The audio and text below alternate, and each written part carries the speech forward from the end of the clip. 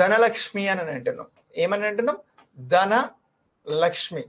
So ఈ ధనలక్ష్మి అనేటువంటి పథకం మనకి ఎగ్జామినేషన్ పాయింట్ ఆఫ్ వ్యూలో యూనిట్ 8లో అడగడం జరుగుతూ ఉంది. ఈ యూనిట్ 8కి సంబంధించి ధనలక్ష్మి పథకానికి సంబంధించినటువంటి అంశం అనేది మనకి ఎగ్జామినేషన్ పాయింట్ ఆఫ్ వ్యూలో అడుగుతారు కాబట్టి ఈ పథకం గురించి మనం చాలా క్లియర్గా తెలుసుకోవాల్సి ఉంటుంది. ధనలక్ష్మి పథకం అనేది ఎవరి కోసం తీసుకొచ్చారు అని అంటే మీరు సింపుల్గా చెప్పాల్సినటువంటి ఆన్సర్ బాల్య వివాహాలను నివారించేందుకోసం ఇన్సూరెన్స్ పథకంగా ఈ పథకాన్ని తీసుకురావడం జరిగింది. వేటిని నివారించేందుకు అని అంటున్నాం?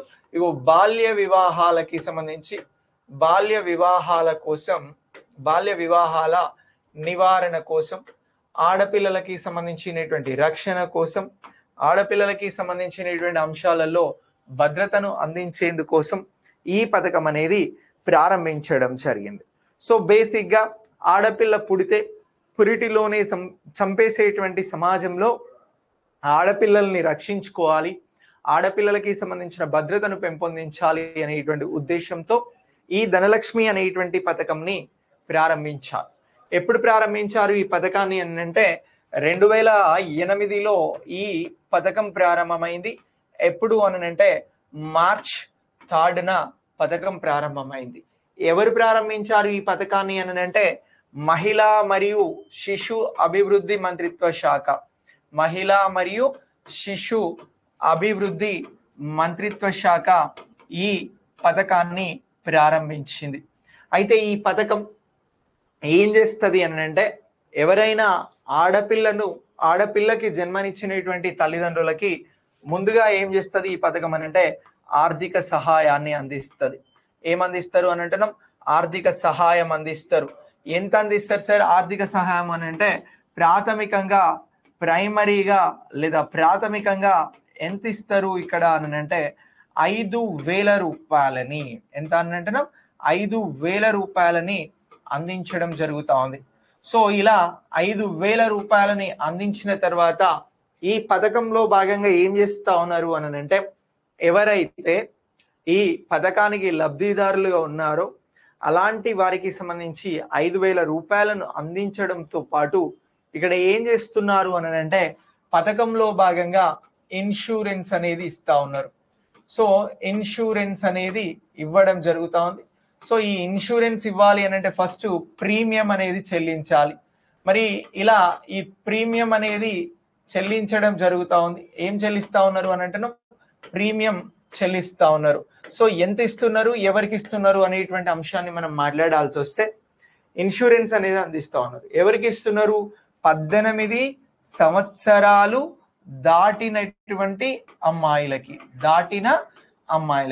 బేసిక్గా మనం ఇక్కడ ఇన్సూరెన్స్ అంటే చనిపోతే దాని లేదా ఏదైనా ప్రమాదం జరిగితే ఇన్సూరెన్స్ అని ఇప్పటిదాకా మాట్లాడినాం. కానీ ఈ పథకంలో ఏం మాట్లాడుతున్నాము అంటే 18 సంవత్సరాల లోపు కాకుండా 18 సంవత్సరాల తర్వాత ఎవరికైతే వివాహం జరుగుతుందో అంటే 18 సంవత్సరాల లోపు పిల్లల్ని చదివించడానికి, అలాగే పిల్లలకి సంబంధించినటువంటి అంశాలలో వారికి 18 సంవత్సరాలు దాటిన తర్వాత అంటే వివాహ వయస్సు వచ్చిన తర్వాత వివాహం చేస్తారో వారికి ఈ పథకంలో భాగంగా ఇన్సూరెన్స్ అనేది అందుతా ఉంది. ఎంత అందిస్తా ఉన్నారు ఇన్సూరెన్స్ అని అంటే 1,00,000 రూపాయల వరకు అందించడం జరుగుతూ ఉంది. ఎంత ఇస్తున్నారు? 1,00,000 ఇస్తున్నారు. మరి ఇన్సూరెన్స్ రావాలి అని అంటే ప్రీమియం కట్టాలి కదా. ఇన్సూరెన్స్ ఎవరు ఇస్తున్నారు అని అంటే LIC ద్వారా అందించారు. ప్రీమియం ఎవరు చెల్లిస్తారు అని అంటే ప్రభుత్వం చెల్లిస్తుంది. ప్రభుత్వం నుంచి ఎవరు చెల్లిస్తారు అని అంటే మనం ఇక్కడ మాట్లాడినటువంటి మహిళా మరియు శిశు అభివృద్ధి మంత్రిత్వ శాఖ ఏదైతే ఉందో ఇది ప్రీమియంని చెల్లిస్తుంది. సో ఇలా ఈ పథకం అనేది మనకి మార్చ్ 3, 2008న ప్రారంభమైతే అమల్లోకి ఎప్పుడు వచ్చింది ఈ పథకం అని అంటే ఇదే 2008 నవంబర్ 8 నుంచి అమల్లోకి వచ్చింది. సో ఇప్పుడు ధనలక్ష్మి పథకం ఎప్పుడు అమలు చేశారు అని అంటే దీనిని మనం 8 నవంబర్ 2008 నుంచి అమలు చేశారు అనేటువంటి అంశాన్ని గుర్తుంచుకోవాలి. పథకం ఎప్పుడు ప్రారంభమైంది అని అంటే 2008 మార్చ్ 3 నుంచి పథకం ప్రారంభమైంది అనేటువంటి అంశాన్ని మనం ఇక్కడ గుర్తించాల్సి ఉంటది. సో ఇలా ధనలక్ష్మి పథకం అనేది వచ్చింది అనేటువంటి అంశాన్ని గుర్తుంచుకోవాలి. ఎందుకు వచ్చింది ధనలక్ష్మి అనేటువంటి అంశం ఇక్కడ మనకి పథకంగా అని అంటే ఇది సిలబస్ లో అడిగారు. అయితే ఇవన్నీ కాకుండా ఇప్పుడు ఈ పథకం అమలవుతుందా లేదా అని క్వశ్చన్ అడుగుతారు. అడిగితే మీరు ఏం చెప్పాలి అని అంటే ఈ పథకం అనేది ప్రస్తుతం అమలులో లేదు అని చెప్పాలి. ఏమనంటున్నాం? అమలు కావడం లేదు, అమలు కావడం లేదు అనేటువంటి అంశాన్ని ఇక్కడ గుర్తుంచుకోండి. అమలు అవ్వడం లేదు ఈ పథకం, అమలు కావడం లేదు అని అంటున్నాం, అమలు కావడం లేదు. సో ఇలా మనకి ఈ ధనలక్ష్మికి సంబంధించినటువంటి పథకాన్ని గుర్తించాల్సి ఉంటది. ఇది ఈ పథకానికి సంబంధించిన సమాచారం. సో ధనలక్ష్మి పథకం అనేది ఆడపిల్లలకి సంబంధించిన బాల్య వివాహాలను నిరోధించేందుకు వచ్చిన పథకం. ఎప్పుడు ప్రారంభమైంది? 2008 మార్చి 3. సో ఈ పథకం ఎప్పుడు అమల్లోకి వచ్చింది? నవంబర్ 8, 2008 నుంచి.